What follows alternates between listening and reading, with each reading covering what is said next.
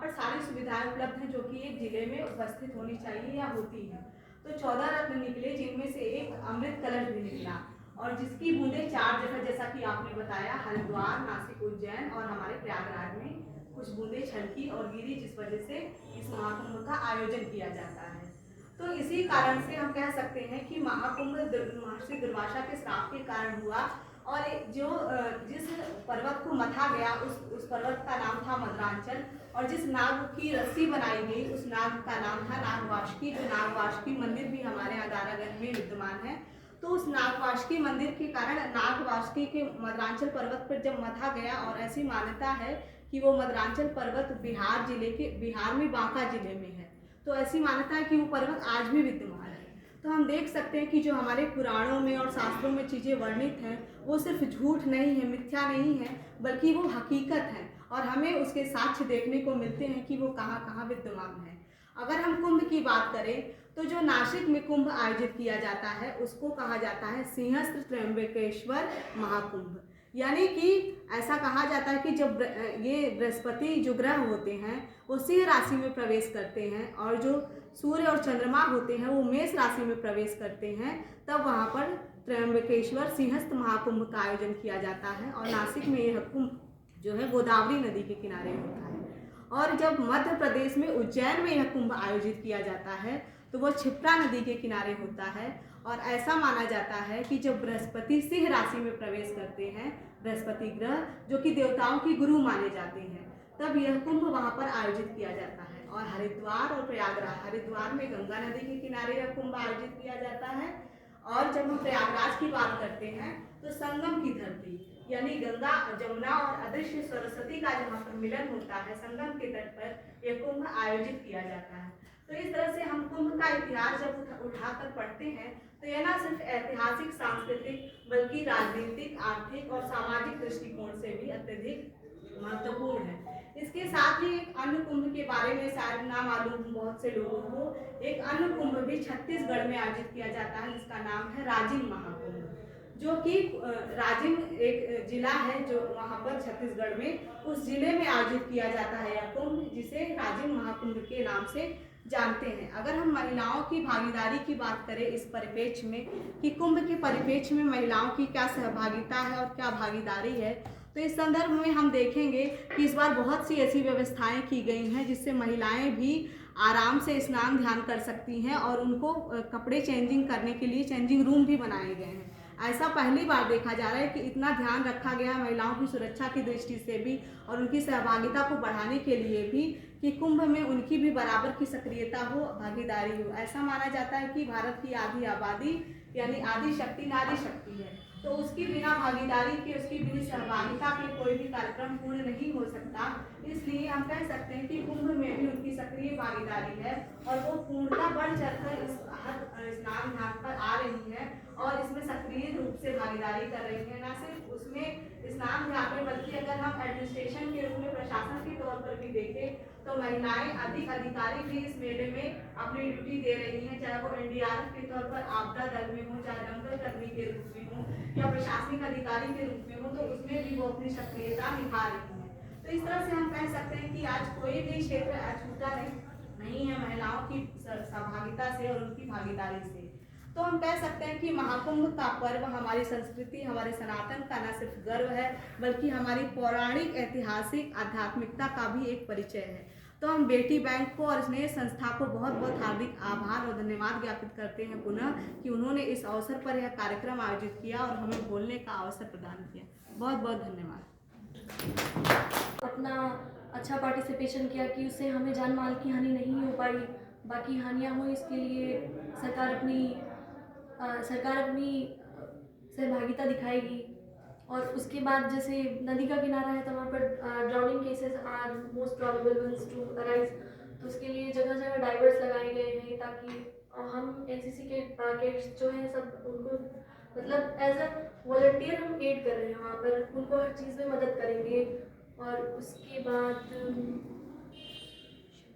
इतनी भीड़ इकट्ठा हो रही है तो महामारी फैलने के चांसेस है, तो उसके लिए हेल्थ केयर मिनिस्ट्री का बड़ा योगदान है और हमें भी फर्स्ट एड की चीज़ें बताई हैं जिससे हम उस मोमेंट पे उनकी मदद कर सकते हैं। और फूड पॉइजनिंग की समस्याएं हो सकती हैं, तो उसके लिए भी हमें काफ़ी ट्रेनिंग मिलेगी। Thank you Muskan. Anyone other? और कोई कुछ बोलना चाहेगा? Please.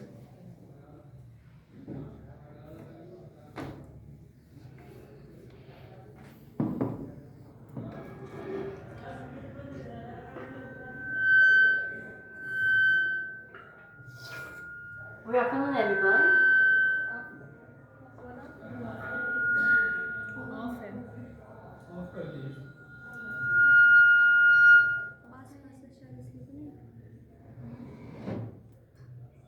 Okay, so good afternoon, everyone. Myself Nivedita Jaiswal और मैं BLLB सेमेस्टर 4 की छात्रा हूँ। इस महाकुंभ में मैं स्टार्टिंग में नहाने के लिए गई थी, स्नान के लिए। तो मैंने वहाँ पे जो विमेन एम्पावरमेंट से रिलेटेड चीज़ें देखी, उसमें सबसे पहले ये देखा कि वहाँ पे महिलाओं की सुरक्षा को लेके बहुत ही ध्यान रखा गया है। पहली चीज़ कि आपका स्नान घाट से बहुत ही नज़दीक बनाए गए हैं जो भी चेंजिंग रूम्स हैं, ताकि महिलाओं को ज़्यादा दूर तक ना जाना पड़े। दूसरी चीज़ जो मैंने देखी, पुलिस हर मोड़ पे, हर कदम पे आपको पुलिस मिलेगी। तो कोई भी गलत काम, कोई किसी भी तरह का दुर्घटना होने की महिलाओं के साथ तो आशंका नहीं है, क्योंकि आपको अगर पुलिस मिल रही तो आप तुरंत किसी भी पुलिस के पास जाके कोई भी मदद ले सकते हैं। तीसरी चीज़ जो मैंने देखी महिलाओं से रिलेटेड वो ये थी कि वहाँ पे काफ़ी हद तक जो भी लोकल वेंडर्स थे, जो ठेले पे खाने पीने का सामान बेच रहे हैं और खिलौने छोटे छोटे क्लिप्स बेच रहे हैं, डेली यूजेस की चीज़ें मेले की तरह, उसमें 90% से ज़्यादा मुझे महिलाएं ही दिखाई थी। और ये बहुत बड़ी चीज़ सिखाता है कि वो हर मेले में आकर महिलाएं अपना खुद का एक आर्थिक सशक्तिकरण की ओर बढ़ रही हैं। उनको किसी और के ऊपर डिपेंडेंट होने की ज़रूरत नहीं है कि हम इसके ऊपर डिपेंड रहें तब जाकर मुझे पैसे मिलेंगे। वो खुद आ रही हैं, खुद अपने बेसिस पे कमा रही हैं और वो पैसे उनके रहेंगे। और ये भी देखा गया है कि माना जाता है कि साधुओं में ज़्यादातर, हम अगर सुनते हैं साधु आए हैं तो हमारे दिमाग में एक मेल फिगर आता है कि बाबा आए हैं, एक साधु आए हैं, एक पुरुष आया है। लेकिन इस बार के महाकुंभ में जो साध्वी होती हैं वो बहुत ही आगे आई हैं। सोशल मीडिया के माध्यम से हम लोगों ने बहुत सारी साधवियों के बारे में जाना है और काफ़ी हद तक कुछ महिलाओं ने इस बार साध्वी जीवन को वहाँ पे जाकर ग्रहण भी किया है। बाकायदा एक अखाड़ा बनाया गया है जिसका नाम ही मुझे याद नहीं आ रहा है, नाम माफ करिएगा, लेकिन उसका नाम ही महिलाओं के ऊपर जूना अखाड़ा, उस अखाड़े को महिलाओं के नाम के प्रति और महिलाओं के प्रति उसको समर्पित कर दिया गया है। एक चीज़ मैंने देखी थी कि वहाँ के जो रहने के लिए टेंट्स बनाए गए हैं वो बहुत ही सिक्योरिटी में बनाए गए हैं। तो किसी भी तरीके की, वही पुरानी बात मैं दोहरा रही हूँ, किसी भी तरीके की कोई भी दुर्घटना या कोई भी दुष्कर्म होने की आशंका नहीं है महिलाओं के साथ, ज़्यादातर तो नहीं है बस। और ये इस बार का आयोजन अच्छा था। और मैंने ये देखा कि आने जाने के रास्ते में बहुत ही ज़्यादा तादाद में वॉशरूम्स बनाए गए हैं जो कि महिलाओं के लिए एक बेसिक नेसेसिटी होती है। बहुत ही महिलाओं को इस बारे में हर जगह एक परेशानी का सामना करना पड़ता है। हम एक नॉर्मल मार्केट जाते हैं तो हमें वॉशरूम्स नहीं मिलते हैं, हमें इतनी ज़्यादा परेशानी होती है।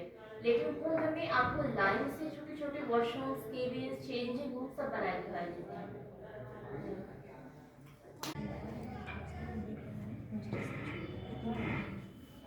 हेलो, मैं नीता श्रीवास्तव, निर्वाचित कर्मी सदस्य कायस्थ पाठशाला।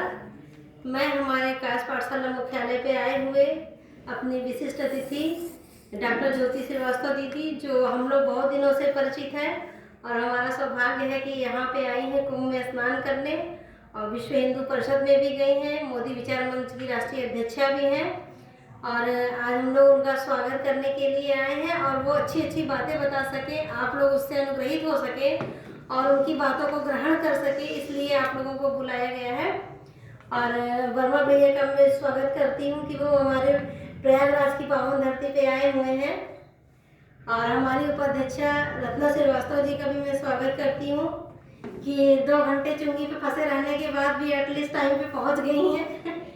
और सौम्या जी का, हमारी महिला कार्यकारिणी सदस्य, हमारे छात्रावास के स्टूडेंट्स और हमारे कास पाठशाला के सभी कर्मचारियों का मैं स्वागत करती हूँ कि सब लोग अपना कीमती समय दे रहे हैं।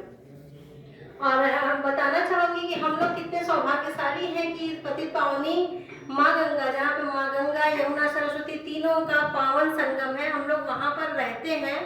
और जो दूर वाले हैं, जो बाहर से आ रहे हैं, विदेशों से आ रहे हैं, ऑस्ट्रेलिया से, यूरोप से, एशिया से, चाइना से, सोचो कि वो बाहर से हम लोग को कितना पवित्र समझ के आते हैं कि यहाँ के लोग कितने पावन लोग हैं कि यहाँ पे आके यहाँ की धरती को चूमते हैं, यहाँ पे साध्वी वेश धारण करके घूम रहे हैं और यहाँ की दीक्षा ले रहे हैं, यहाँ की शांति प्राप्त कर रहे हैं जो हमारे इन्वायरमेंट में चारों तरफ है। इस समय हमारे यहाँ पे संगम क्षेत्र पे जो महाकुंभ लगा हुआ है, यहाँ पे हमारे देवता भी इस समय आ रहे होंगे क्योंकि 144 करोड़ साल बाद लगा है। और ये जुपिटर ने अपना एक जो है चक्र पूरा किया है अपना, तो इससे इस समय में जितने भी देवता हैं अदृश्य रूप में आते हैं स्नान करने के लिए। तो जब यहाँ पे हमारे जो 5 महा स्नान होते हैं, जब हमारे पे सभी अखाड़े स्नान कर लेते हैं, तब जो नॉर्मल इंसान, जैसे हम लोग सामाजिक प्राणी हैं तो हम लोग का नंबर आता है। तो जब वो लोग उसमें अखाड़े के लोग जाके स्नान करते हैं तो उसमें एक अलग सा ग्रेस हमारे गंगा जल में मिल जाता है, क्योंकि वो सब जो भी है अखाड़े वाले सब जंगल से आते हैं, जिन्हें आज तक अगर महाकुंभ नहीं होता तो कोई देख भी नहीं सकता है। उनके अंदर इतनी ज़्यादा ग्रेस, इतनी एनर्जी होती है, मतलब इसलिए बता रही हूँ कि आप स्टूडेंट हो, जो बाहर के लोग हैं जान जाएं। अब जबकि वाराणसी इतने पास है तब भी आप नहीं जान रहे महाकुंभ। ये हर साल हमारे प्रयागराज में लगता है, लेकिन वो सिर्फ माघ मेला और कुंभ होता है। ये 12 साल का महाकुंभ है, पूर्ण कुंभ है। और अच्छा है कि आप स्टूडेंट्स यहाँ पे पढ़ने आए हैं, आप लोग जान रहे हैं, आप लोग को भी नॉलेज मिल जाएगा। तो सोचो अदृश्य रूप में सारे भगवान, सारे देवी देवता यहाँ पे आते हैं, स्नान करते हैं। और जो महाकुंभ महापर्व 5 है, जैसे हमारे पौष पूर्णिमा स्नान हो गया, मकर संक्रांति स्नान हो गया, और 29 तारीख को मौनी अमावस्या है, और फिर बसंत पंचमी और माघी पूर्णिमा है। इन 5 स्नानों में इतने ज़्यादा ग्रेस और इतने ज़्यादा, क्योंकि जुपिटर जब सेंटर में आता है तो एक अलग सी एनर्जी, एक अलग सा ग्रेस देता है। और वो जो अखाड़े वाले जो साधु हैं, जैसे नागा साधु है, निर्मोही अखाड़ा है, जूना अखाड़ा है, और इसमें कितने ज़्यादा किन्नर अखाड़े हो गए, महिलाओं के किन्नर अखाड़े हो गए, वो लोग आते हैं सिर्फ ग्रेस लेने। उनको ये नहीं मतलब है कि मुझे 1 महीने रहना है या हमें यहाँ पे जाके स्नान करना है, घूमना है, नहीं, उनको सिर्फ ये मतलब है कि ये जो ग्रेस निकल रहा है मैं उसे ले सकूँ। इसलिए वो सबसे पहले अखाड़े वाइज अखाड़े वालों को नहलाया जाता है, और फिर जो सामाजिक प्राणी हो उसके बाद जाते हैं, क्योंकि जो ग्रेस उन अखाड़ों के माध्यम से, संतों के माध्यम से उस गंगा जी में मिल गए हैं, और माँ गंगा यमुना सरस्वती और भी ज़्यादा पावरफुल हो गई हैं, वो सामाजिक प्राणी को एक अलग सा ग्रेस देती हैं। हम लोग वहाँ पे स्नान करेंगे, अगर आप चाहिए गंगा जी में जैसे आप डुबकी लगाएंगे, आप देखेंगे कि जो अभी आप घुसने के पहले काँप रहे हो, अलग सा आपके अंदर एनर्जी आ जाती है। तो इसलिए इसका बहुत ज़्यादा महत्व है कि हमें एक अलग सी ग्रेस मिल रही है, हम एक दैवी तत्व को प्राप्त कर रहे हैं, इसलिए महाकुंभ का महत्व बहुत ज़्यादा है। और हम लोग सौभाग्यशाली हैं कि हमारे प्रयागराज में है। और ऐसे ही बच्चों ने बताया कि 4 जगह महाकुंभ लगता है, तो ऐसे समय समय पे लगता रहता है, लेकिन जो हमारे प्रयागराज का है, यहाँ पे ही हमारा पूर्ण कुंभ लगता है, यहाँ पे ही हमारा अर्ध कुंभ लगता है, इसलिए इसका सबसे ज़्यादा विशेष महत्व है। और समुद्र मंथन के बाद से यहाँ पे हो रहा है। उसके बाद से जब हर्ष का समय आया था, जो बच्चे हिस्ट्री लिए होंगे जानते होंगे, तो वो हर्ष ही ऐसे राजा थे जिन्होंने कंटिन्यू एवरी ईयर स्टार्ट किया।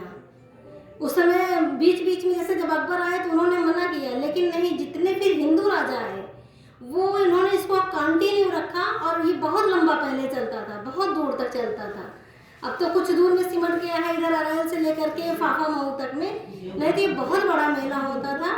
और सुविधाओं की बात है तो बेटा इस बार बहुत सुविधाएं, बहुत ही अच्छी सुविधाएं मिली हैं। योगी जी को मोदी जी की तरफ से 850 करोड़ रुपए मिले इन सुविधाओं के लिए। जहाँ देखोगे आप, पहले रेती होती थी, हर जगह सड़क बनाए गए, फ्लाईओवर बनाए गए, बाहर से आने वाले श्रद्धालुओं के लिए बस की भी व्यवस्था है, हर स्टेशन पे बस खड़ी है जो निःशुल्क ले जा करके आपको मेला शिविर में अंदर छोड़ रही है। लेकिन अब पब्लिक इतनी ज़्यादा है कि आप सोचो 350-400 बस आए हुए हैं, तो हर सुविधा सबको नहीं मिल सकती है। अगर सोचो 1.5 करोड़ आदमी है तो उसमें 400-500 बस काम नहीं कर सकता है।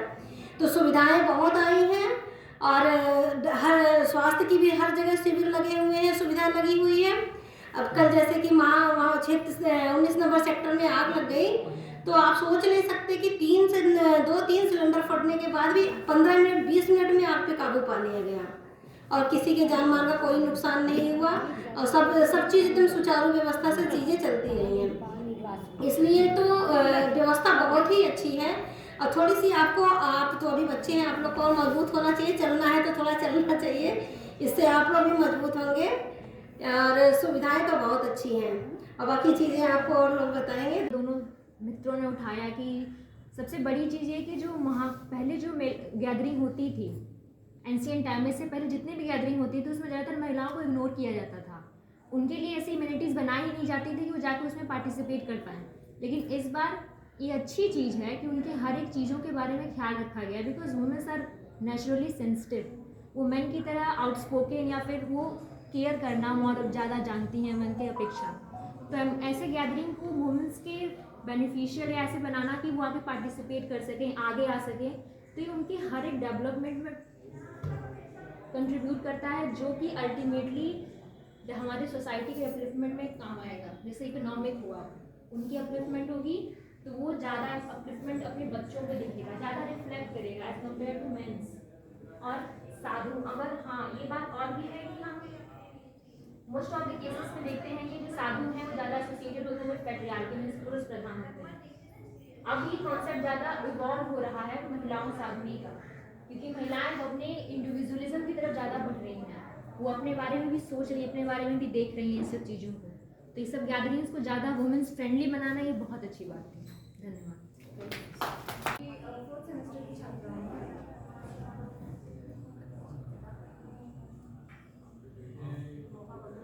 मेरा अभी तक जो भी महाकुंभ में अनुभव रहा है वो काफ़ी बेहतरीन रहा है। जैसे कि हमारे साथियों ने बताया कि महिलाएं अभी बढ़ चढ़ के सनातन धर्म को बढ़ावा देने में काफ़ी बड़ा अपना योगदान दे रही हैं। वैसे ही मैंने देखा कि नहाने की संख्या में महिलाओं की जो बढ़ोतरी है वो काफ़ी ज़्यादा हो रही है। और एक लड़की होने के साथ जो कि भविष्य में मेरे ऊपर भी पीढ़ियों की जिम्मेदारी आने वाली है, तो मुझे ये चीज़ देख के काफ़ी अच्छा लग रहा है कि जो भी महिलाएं हैं वो स्नान को लेके, महाकुंभ को लेके और सनातन धर्म को लेके काफ़ी जागरूक हैं।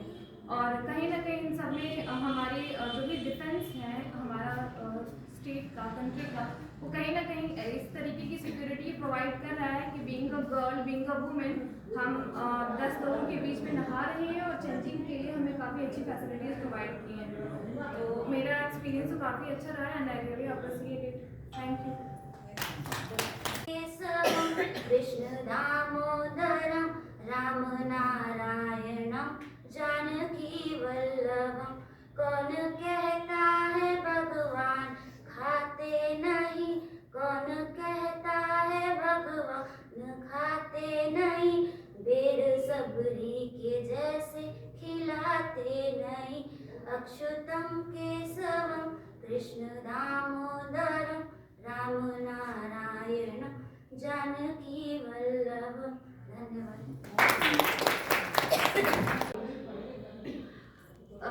मेरे को उसे महसूस करने का मौका मिला एंड जो chaos और जो एन्जॉयमेंट लोगों के बीच में महसूस कर रहे हैं, लोग कितना ट्रैवल करके इधर आ रहे, जस्ट एक ग्लिम्स ताजा स्नान कर रहे हैं। इनफैक्ट मेरी रूममेट है, शी ऑल्सो वेंट टू कुंभ स्नान and I am also planning कि नेक्स्ट वीक मैं फिर से इसके साथ जाऊँ, कुंभ में स्नान करूँ। एंड बेसिकली फैसिलिटीज़ बहुत बढ़िया है। बेसिकली मेरे फ्रेंड्स के द्वारा जो मुझे रिव्यू मिला, ये हर एक जगह चेंजिंग रूम, लाइक महिला शिविर, इवन गर्भवती महिलाओं के लिए भी प्रॉपर प्लेस है कि वो रेस्ट कर सके, चेंज कर सके। एंड जगह जगह पुलिसकर्मी एंड फीमेल कॉप्स वो सब मौजूद है। हाँ, बेसिकली बहुत ज़्यादा चलना पड़ेगा, तो वो एक प्रॉब्लम है। कि इस बार महिलाओं की भागीदारी बहुत ज़्यादा है। गंगा आरती में भी आज ही महिलाओं को ले लिया गया है और महिलाएं वो पूजा भी करवा रही हैं, पंडा भी महिलाएं बन गई हैं और कमांडो भी महिलाएं बहुत आई हैं। व्यवस्था इस बार बहुत ही अच्छी है।